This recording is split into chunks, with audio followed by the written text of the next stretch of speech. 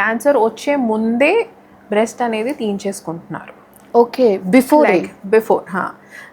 Hollywood actress Angelina Jolie ఉంది కదా, so you would have heard. So she was BRCA1 and 2 positive.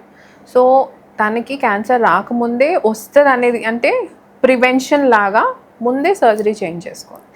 So బయట అంత level of advancements అయిపోయి ఉన్నాయి. And మనం ఇంకా we are talking about awareness about cancer. Yes, అసలు ఇన్ కేస్ క్యాన్సర్ వచ్చిన తర్వాత కూడా బ్రెస్ట్ అయితే రిమూవ్ చేస్తారు కదా, సో అది ఆ ప్రాసెస్ అనేది ఎలా ఉంటుంది? దానివల్ల పేషెంట్ ఏమైనా మెంటల్లీ కానీ ఫిజికల్లీ కానీ సఫర్ అవుతారా? సో బ్రెస్ట్ క్యాన్సర్కి రొమ్ము అంతా తీసేయడం ఒక్కటే ట్రీట్మెంట్ కాదు. ఓకే, ఇప్పుడు రొమ్ము కాపాడుతా కూడా బ్రెస్ట్ క్యాన్సర్కి సర్జరీ చేయొచ్చు. ఓకే, ఎస్పెషలీ ఒకవేళ అదే ఫస్ట్ స్టేజ్ 1 ఆర్ స్టేజ్ 2లో డిటెక్ట్ అయితే రొమ్ము కాపాడుతా సర్జరీ చేయొచ్చు. ఇప్పుడు we have advanced to that level. Okay, అదే ఒకవేళ స్టేజ్ 3లో డిటెక్ట్ అయితే మోస్ట్లీ ఇన్ జనరల్ రొమ్ము అంతా తీయాల్సి వస్తుంది. Okay, okay, in general. కానీ ఇది పేషెంట్ టు పేషెంట్ వేరీ అవ్వచ్చు. బ్రెస్ట్ క్యాన్సర్లో కూడా చాలా రకాలు ఉంటాయి, సో దాన్ని బట్టి ఇది వేరీ అవ్వచ్చు. బట్ దిస్ ఇస్ ఇన్ జనరల్గా చెప్తున్నాను. ఫస్ట్ సెకండ్ స్టేజ్లో డిటెక్ట్ అవ్వడం ఎంత ఇంపార్టెంటో, ఎంత అవేర్నెస్ రావాలనేది సో ఇంపార్టెంట్.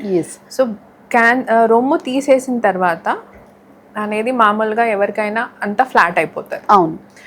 సో బయట సొసైటీలో వెళ్ళడానికి కానీ చాలామంది మన ఉమెన్ ఏం చేస్తారంటే రొమ్ములాగా కనిపించడానికి క్లాత్ పెట్టుకుంటారు, లేకపోతే దానిలాగా అసలు తీసినట్టు కనిపించకుండా ఉండడానికి క్లాత్ పెట్టుకుంటారు.